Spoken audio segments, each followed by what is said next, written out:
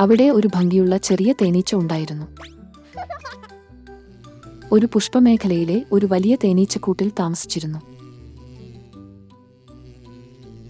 എല്ലാ തേനീച്ചകളും ഒരുമിച്ച് അമൃത് ശേഖരിക്കുകയും തേൻ ഉണ്ടാക്കുകയും ചെയ്തു. ചെറിയ ഭംഗിയുള്ള തേനീച്ചയും സഹായിക്കാൻ ആഗ്രഹിച്ചു. എന്നാൽ മറ്റ് തേനീച്ചകൾ പറഞ്ഞു, "നീ വളരെ ചെറുതാണ്. നിനക്ക് അധികം ദൂരം പറക്കാൻ കഴിയില്ല." ആ കൊച്ചു ഭംഗിയുള്ള തേനീച്ചയ്ക്ക് സങ്കടം തോന്നി, പക്ഷേ അത് നിരുത്സാഹപ്പെട്ടില്ല. ഒരു ദിവസം ശക്തമായ കാറ്റ് നിരവധി പൂക്കൾ പറത്തിവിട്ടു. പൂക്കൾ ഇരുണ്ട വനത്തിന് സമീപം വീണു. തേനീച്ച അവിടെ പോകാൻ ഭയപ്പെട്ടു. "നമുക്ക് കൂടുതൽ അമൃത് വേണം," റാണി തേനീച്ച പറഞ്ഞു. "പക്ഷേ അത് വളരെ ദൂരെയാണ്." ചെറിയ ഭംഗിയുള്ള തേനീച്ച പറഞ്ഞു, "ഞാൻ പോകാം." ഇത് പതുക്കെ കാട്ടിലേക്ക് പറന്നു. അത് നിലത്ത് പൂക്കൾ കണ്ടെത്തി. അത് അമൃതും എടുത്ത് തേനീച്ചക്കൂട്ടിലേക്ക് പറന്നു. പിന്നെ അത് വീണ്ടും വീണ്ടും അങ്ങനെ ചെയ്തു. താമസിയാതെ അതിന്റെ കഠിനാധ്വാനത്തിന് എല്ലാവർക്കും ആവശ്യത്തിന് അമൃതം ഉണ്ടായിരുന്നു. രാജ്ഞി തേനീച്ച പുഞ്ചിരിച്ചു. "നീ ഒരു ചെറിയ ഭംഗിയുള്ള തേനീച്ചയാണ്," രാജ്ഞി പറഞ്ഞു. "പക്ഷേ നീ വളരെ ധൈര്യശാലിയാണ്." എല്ലാ തേനീച്ചകളും ഭംഗിയുള്ള ചെറിയ തേനീച്ചയെ പ്രോത്സാഹിപ്പിച്ചു. എല്ലാവരും മനസ്സിലാക്കുന്നു, നമ്മൾ ധൈര്യമുള്ളവരായിരിക്കണം, ശ്രമിച്ചുകൊണ്ടിരിക്കണം. ശ്രമിച്ചാൽ മാത്രമേ വലിയ കാര്യങ്ങൾ നേടാൻ കഴിയൂ.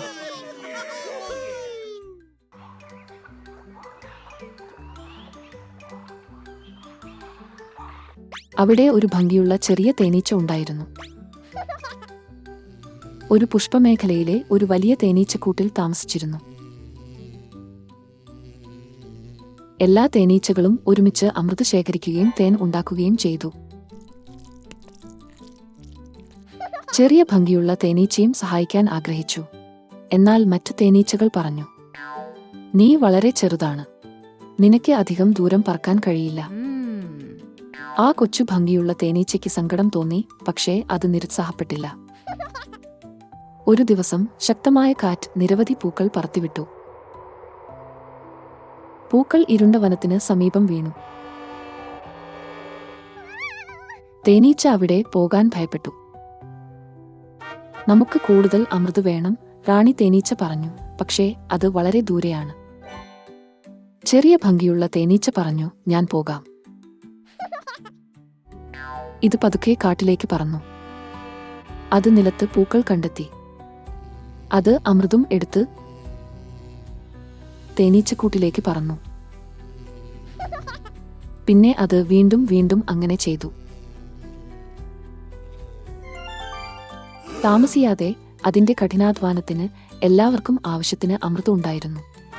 രാജ്ഞി തേനീച്ച പുഞ്ചിരിച്ചു. "നീ ഒരു ചെറിയ ഭംഗിയുള്ള തേനീച്ചയാണ്," രാജ്ഞി പറഞ്ഞു. "പക്ഷേ നീ വളരെ ധൈര്യശാലിയാണ്." എല്ലാ തേനീച്ചകളും ഭംഗിയുള്ള ചെറിയ തേനീച്ചയെ പ്രോത്സാഹിപ്പിച്ചു. എല്ലാവരും മനസ്സിലാക്കുന്നു, നമ്മൾ ധൈര്യമുള്ളവരായിരിക്കണം, ശ്രമിച്ചുകൊണ്ടിരിക്കണം. ശ്രമിച്ചാൽ മാത്രമേ വലിയ കാര്യങ്ങൾ നേടാൻ കഴിയൂ.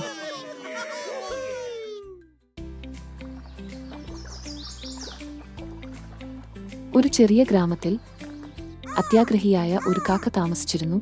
അത് ആരുമായും ഒന്നും പങ്കുവച്ചിരുന്നില്ല. ഒരു ദിവസം അത് ഒരു കടയുടമയിൽ നിന്ന് ഒരു സ്വർണ്ണ അപ്പം മോഷ്ടിച്ചു. കാക്ക കഴിക്കാൻ തയ്യാറായപ്പോൾ അപ്പം സംസാരിച്ചു. "നീ എന്നെ തിന്നാൽ നിനക്ക് വിചിത്രമായ എന്തെങ്കിലും സംഭവിക്കും." കാക്കയുടെ കണ്ണുകൾ വിടർന്നു.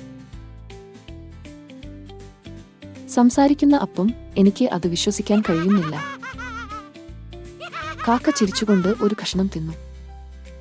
പെട്ടെന്ന് അതിന്റെ ചിറകുകൾ കടും പിങ്ക് നിറമായി. അതിന്റെ കൊക്ക് നീലയായി മാറിയിരിക്കുന്നു. വാൽ പച്ചയായി മാറിയിരിക്കുന്നു. മറ്റു പക്ഷികൾ ചിരിച്ചുകൊണ്ട് വിളിച്ചു, "പറക്കുന്ന മഴവില്ല."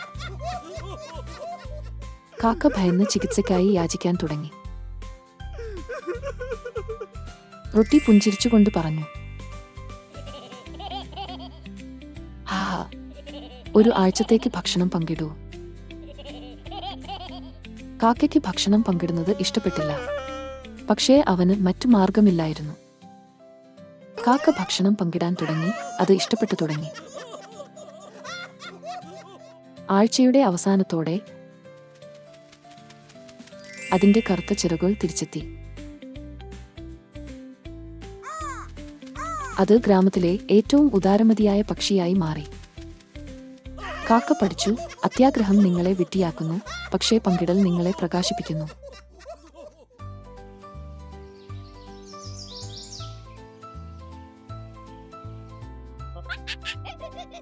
ബബിൾഗം ചവയ്ക്കാൻ ഇഷ്ടപ്പെടുന്ന ഒരു വികൃതിയായ കുരങ്ങൻ അവിടെ താമസിച്ചിരുന്നു.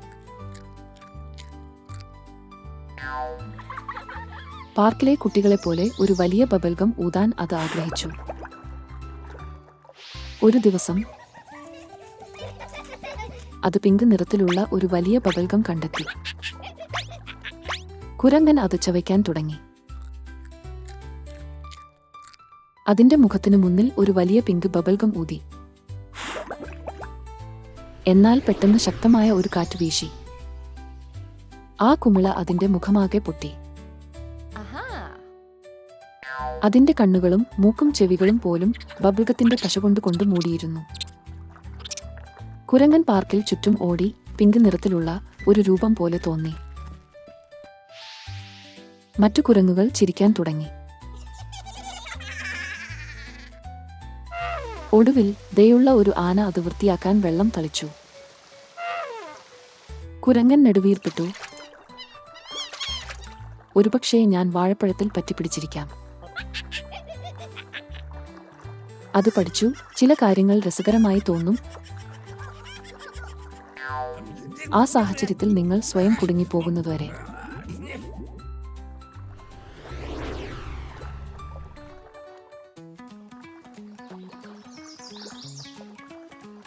മനോഹരമായ കാട്ടിൽ ഒരു വലിയ സ്വപ്നം കണ്ട ഒരു മടിയൻ താമസിച്ചിരുന്നു. ജംഗിൾ റേസ് ജയിക്കാൻ അവൻ ആഗ്രഹിച്ചു. പക്ഷേ അവൻ ഒരു മടിയനായിരുന്നു. മടിയന്മാർ അവയുടെ വേഗതയ്ക്ക് കൃത്യമായി അറിയപ്പെടുന്നില്ല. മറ്റു മൃഗങ്ങൾ ഉറക്കെ ചിരിച്ചു. നീയോ? ഓട്ടത്തിൽ നീ ജയിക്കുമോ? പുള്ളിപ്പുലി അവനെ കളിയാക്കാൻ വേണ്ടി വിളിച്ചു. അടുത്ത ആഴ്ച നീ ഓട്ടം പൂർത്തിയാക്കും, സീബ്ര ചിരിച്ചുകൊണ്ട് പറഞ്ഞു. പക്ഷികൾ പോലും ചിരിച്ചു. പക്ഷേ മടിയൻ മൃദുവായി പുഞ്ചിരിച്ചുകൊണ്ട് പറഞ്ഞു, എനിക്ക് എന്നിൽ ആത്മവിശ്വാസമുണ്ട്. മത്സരത്തിന്റെ ദിവസം വന്നെത്തി. കാട് ആവേശത്താൽ പ്രതിധ്വനിച്ചു. തയ്യാറാണ്? തയ്യാർ. പോകൂ. എല്ലാവരും മുന്നോട്ട് നീങ്ങി.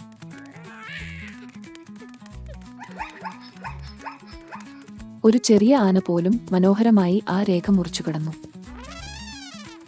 അതേസമയം മടിയൻ പതുക്കെ മുന്നോട്ട് നീങ്ങാൻ തുടങ്ങി. വളരെ നിശബ്ദമായി.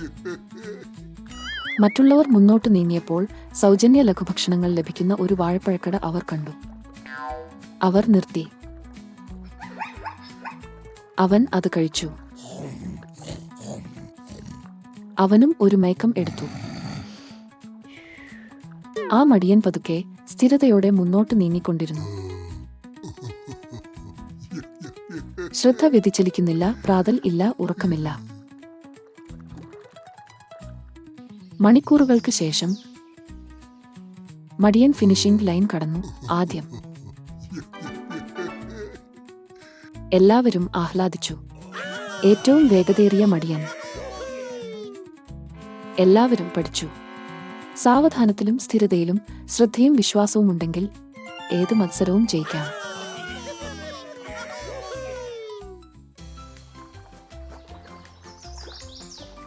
വെയിൽ ഉള്ള ഒരു ദിവസം ഒരു വലിയ ബസ് കാട്ടിലൂടെ കടന്നു പോകുകയായിരുന്നു. ആവേശഭരിതരായ എല്ലാ കുഞ്ഞു പക്ഷികളും മൃഗങ്ങളും നദിക്കരയിൽ ഒരു പിക്നിക്കിന് പോവുകയായിരുന്നു. അവരുടെ അധ്യാപകൻ മിസ് ബന്ദറിയെ പുഞ്ചിരിച്ചുകൊണ്ട് പറഞ്ഞു, നമ്മൾ എത്താറായി. കുട്ടികളെ, ദിവസം ആസ്വദിക്കാൻ തയ്യാറാകൂ. ബസ് നദിക്കരയിൽ നിർത്തി എല്ലാ കുട്ടികളും ഭക്ഷണവും വെള്ളവും നൽകി ഇറങ്ങി. കൊക്കിൽ പേരക്ക കൊട്ടയുമായി തത്ത പറന്നു. വെള്ളക്കുപ്പികളുമായി ആന മുന്നോട്ട് നടന്നു. അണ്ണാൻ ഒരു സഞ്ചി നിറയെ പരിപ്പുമായി തുള്ളുകയാണ്.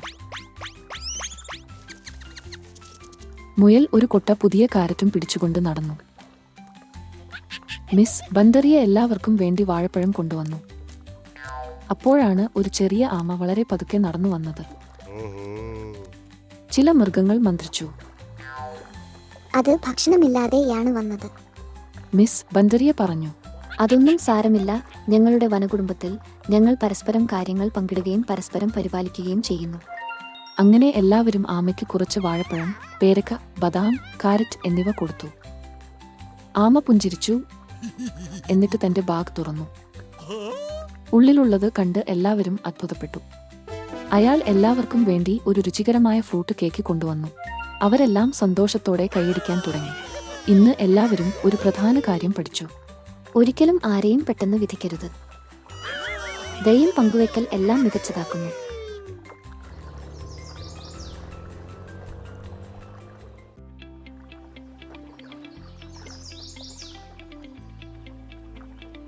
ഒരു ഫാമിൽ ഒരു വിചിത്ര കോഴി താമസിച്ചിരുന്നു.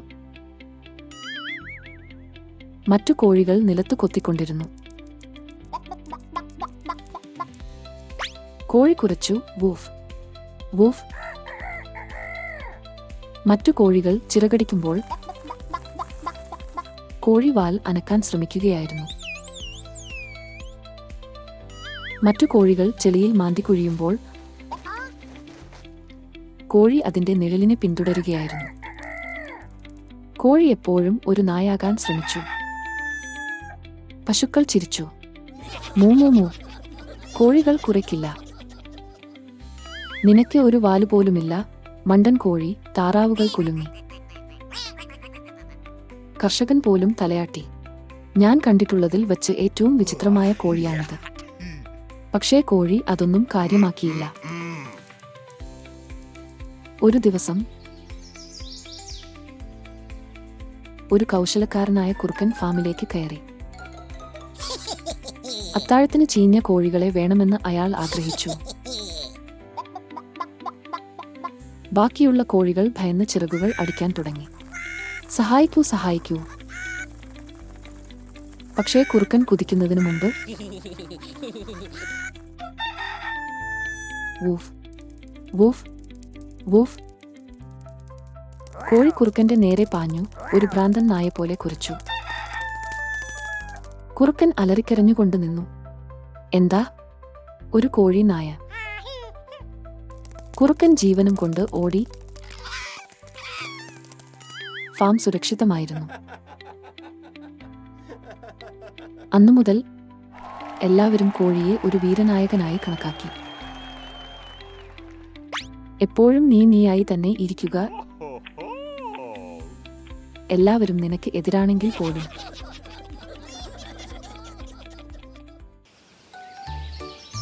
പണ്ട് കാട് ഭരിച്ചിരുന്ന ഒരു ശക്തനായ സിംഹം ഉണ്ടായിരുന്നു.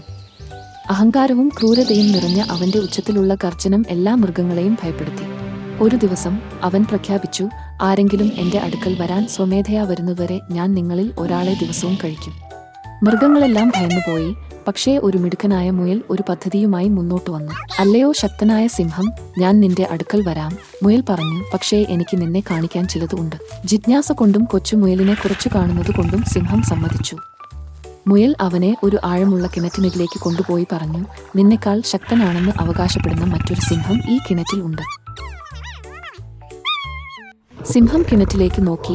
അതിന്റെ പ്രതിബിംബം കണ്ടു. അത് മറ്റൊരു സിംഹമാണെന്ന് കരുതി അയാൾ ഗർജിക്കാൻ തുടങ്ങി. പ്രതിബിംബവും അലറി. കോപാകുലനായി അവൻ വിളിച്ചു പറഞ്ഞു, ആരാണ് കൂടുതൽ ശക്തൻ എന്ന് ഞാൻ നിങ്ങൾക്ക് കാണിച്ചു തരാം. കിണറ്റിൽ ചാടി, പക്ഷേ മുങ്ങി മരിച്ചു. മുയൽ അവനെ ചതിച്ചു. ശക്തിയേക്കാൾ വലുതാണ് ബുദ്ധിയെന്ന് മനസ്സിലാക്കി മൃഗങ്ങൾ സന്തോഷിച്ചു. സിംഹത്തിന്റെ അഹങ്കാരം അവനെ അന്ധനാക്കി. പക്ഷേ മുയലിന്റെ ജ്ഞാനം അവരെയെല്ലാം രക്ഷിച്ചു.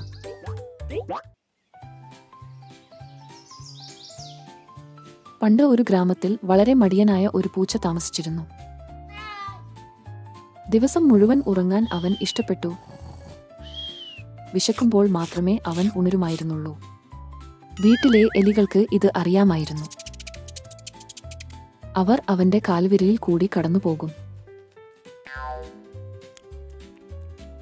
ഉറക്കെ കൂർക്കം വലിച്ചുകൊണ്ട് ഉറങ്ങുമ്പോൾ ചീസ് കഷ്ണങ്ങൾ മോഷ്ടിക്കുന്നു.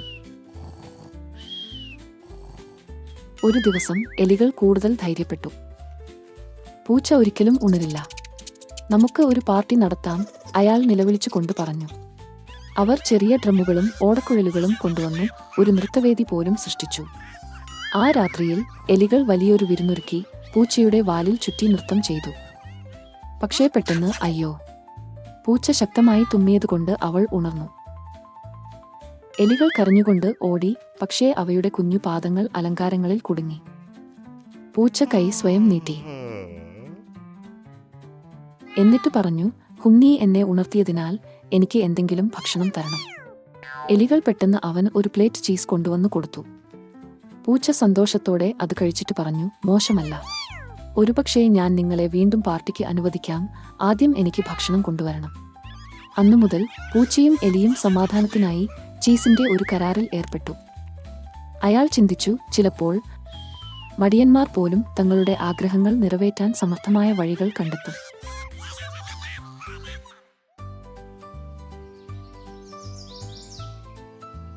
വെയിൽ കായുന്ന ഒരു ചെറിയ കാട്ടിൽ പ്രശസ്ത ഗായകനാകാൻ ആഗ്രഹിച്ച ഒരു കുറുക്കൻ താമസിച്ചിരുന്നു. പക്ഷേ ഒരു ചെറിയ പ്രശ്നം ഉണ്ടായിരുന്നു. കുറുക്കൻ പാടാൻ കഴിഞ്ഞില്ല, ഒരിക്കലുമില്ല. എല്ലാ ദിവസവും രാവിലെ അവൻ ഒരു മരക്കുറ്റിയിൽ നിന്നുകൊണ്ട് ഉച്ചത്തിൽ പാടുമായിരുന്നു. അദ്ദേഹത്തിന്റെ പാട്ട് കേട്ടതിനു ശേഷം പക്ഷികൾ മരങ്ങളിൽ നിന്ന് വീണു. അണ്ണാന്മാർ ഭക്ഷണം താഴെയിട്ടു. ഒരു കരടി ചെവി പോലും പൊത്തിപ്പിടിച്ചു. ഒരു ദിവസം കുറുക്കൻ കോഴി മനോഹരമായി പാടുന്നത് കേട്ടു. Koke doodle do. മൃഗങ്ങൾ ആർത്തുവിളിച്ചു, കൈയടിച്ചു. കുറുക്കന് അസൂയ തോന്നി. അത് അലറി, ഞാൻ ഒരു കോഴിയുടെ വേഷം മാറി ഫാം ടാലന്റ് ഷോയിലേക്ക് നുഴഞ്ഞു കയറും.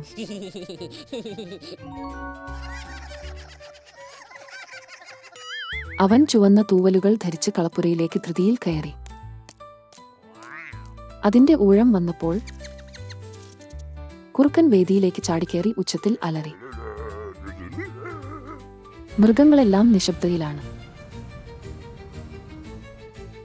പിന്നെ ഒരു കൊച്ചു കോഴിക്കുഞ്ഞ് മന്ത്രിച്ചു, ഞാൻ ഇതുവരെ കണ്ടിട്ടുള്ളതിൽ വെച്ച് ഏറ്റവും വിചിത്രമായ കോഴിയാണിത്. കുറുക്കൻ നാണിച്ചു. വേദിയിൽ നിന്ന് മൂൺവാക്ക് ശ്രമിച്ച അത് ഒരു വാഴത്തോലിൽ വഴുതി ഒരു വൈക്കോൽ കൂനയിൽ വീണു. എല്ലാ മൃഗങ്ങളും ഉറക്കെ ചിരിക്കാൻ തുടങ്ങി. കുറുക്കൻ പോലും. അന്നുമുതൽ കുറുക്കൻ കാട്ടിലെ ഏറ്റവും രസകരമായ കഥാകാരനായി മാറി, ശബ്ദ ഇഫക്റ്റുകൾ ഉപയോഗിച്ച്. ഒടുവിൽ പ്രശസ്തനായി. അത് പഠിച്ചു, നീ ആയിരിക്കൂ, നീ എങ്ങനെയാണോ അതുപോലെ തന്നെ പ്രത്യേകതയുള്ളവനാണ്.